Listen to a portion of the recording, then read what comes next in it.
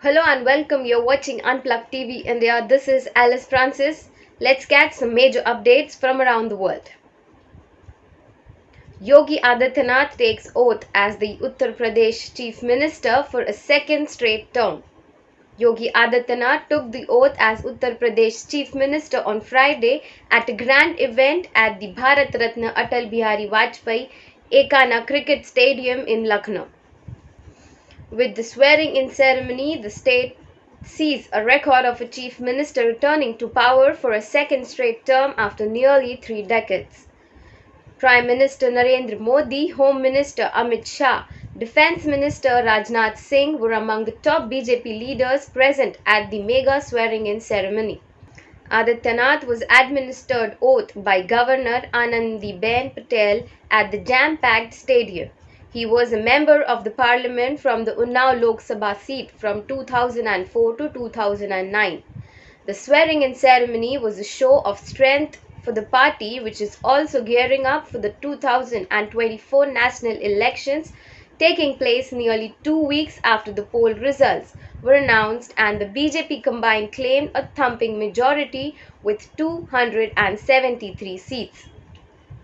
Keshav Maurya has been sworn in as the Deputy Chief Minister for the second time, this despite losing elections from his seat Sirathu. Brajesh Pathak has been sworn in as Deputy Chief Minister replacing Dinesh Sharma. Also, former Uttarakhand Governor Baby Rani Maurya took oath as a minister in the Yogi Adityanath 2.0 government. She is one of only 5 women who have been chosen to be part of 52 ministers in the Adityanath cabinet. Meanwhile, High Court orders CBI probe into Bengal violence where 8 persons were burnt alive. The Central Bureau of Investigation has been told to take over the case of 8 people burnt alive in West Bengal's Bhirbhum. The Calcutta High Court transferred the case to the CBI after denying a request by the Mamata Banerjee government to not hand over the investigation to the central agency. 8 people, all women and children, were beaten and burnt alive by a mob on Tuesday. A division bench of the Calcutta High Court comprising Chief Justice Prakash Srivastava and Justice R. Bharadwaj told the CBI file a progress report by April 7. Banerjee has said the suspect would be hunted down if they did not surrender.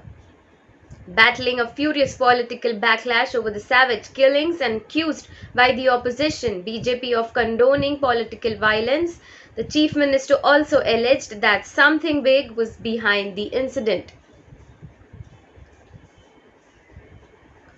Work in progress slower than desirable, India says on China border talks.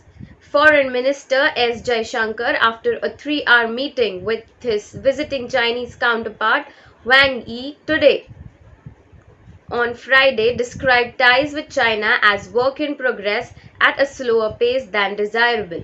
He also said that the relationship is not normal because of border tensions rising from Chinese deployments since April 2020 cannot be reconciled with a normal relationship. Restoration of peace and tranquility must find full expression in talks, Jaishankar said to the media. Our discussion today, informing about the discussion, he said, so long as there are very large deployments in the border areas, clearly the border area situation is not normal. We have a situation there which is not normal.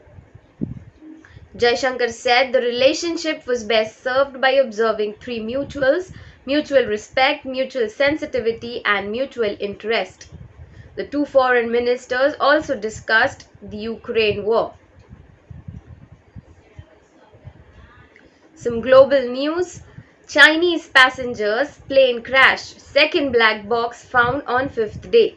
In a major development of the crashed Chinese passenger plane, officials on Friday informed that the second black box of the crashed Chinese passenger plane has been found. As information about any survivor was not received, all 132 passengers are considered dead. The rescue team is now searching for the dead bodies. One of the two black boxes was detected on Wednesday. This box was damaged and the Beijing laboratory experts are trying to decode it. With the detection of the second one, it is expected that exact details of the cause of the accident would be known. The Chinese airline Boeing, which took off from Kunming for Guangzhou, caught fire and lost contact with the airport. The aircraft was at the height of about 29,100 feet. The pictures of the aircraft on fire were captured by NASA's satellite.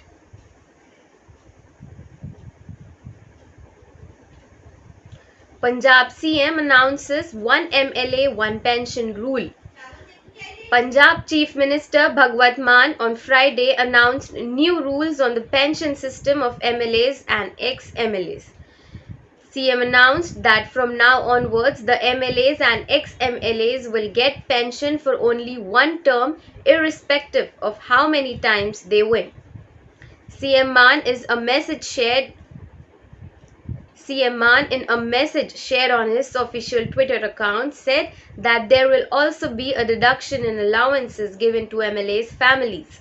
The decision to reduce the pension was taken in view of many MLAs getting multiple pensions for each term that they serve as representatives of people in the Vidhan Sabha. CM said politicians from across the political spectrum go to people with folded hands seeking votes for people in the name of doing their seva. CM said that these MLAs get pensions for 3, 5 or even 7, 6 terms, which varies from Rs 3.50 lakhs to Rs 5.25 lakhs. Now this money will be used for public. In the latest update on the ongoing Ukraine-Russia war, Russia strikes killed found civilians and wounded several others while targeting a medical facility in Ukraine's second city of Kharkiv on Friday, Ukrainian officials informed. The strikes targeted a medical center in the Osnovensky district of the city. Police said Kyiv says Moscow is targeting civilian areas in its offensive. Russia's military campaign in the East European state that began a month ago has left hundreds dead, several others injured, and millions displaced. The UK's Ministry of Defence said on Friday Ukrainian armed forces have solidified their positions near the national capital, Kyiv. Ukrainian counter-attacks and Russian forces falling back on overextended supply lines has allowed Ukraine to reoccupy towns and defensive positions up to 35 kilometers east of Kyiv. The UK Defence Ministry posted on its Twitter handle. Russia on Friday hit out at United States President Joe Biden for claiming Moscow will use chemical and biological weapons in the ongoing war in Ukraine. The Kremlin accused Biden of diverting the United States chemical and biological weapons program in various countries, including Ukraine. Pakistan Prime Minister Imran Khan fined for violating code of conduct during the second round of the local government elections. The Election Commission of Pakistan fined Prime Minister Imran Khan Rs 50,000 Pakistani rupees for the third time for violating the code of conduct during the second round of the local government elections, according to a local media.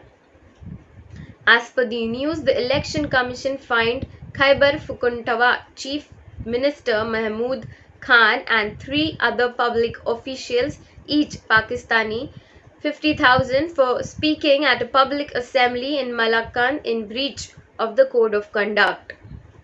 Despite the Election Commission's letter requesting that they refrain from speaking at the rally in Malakand on March 20, Imran Khan and others did so. Thank you for watching Unplugged TV India. Please hit like, subscribe and do share. Also, if you like the videos and wish to see more such videos, please tell us in the comments below. This is Alice Francis signing off.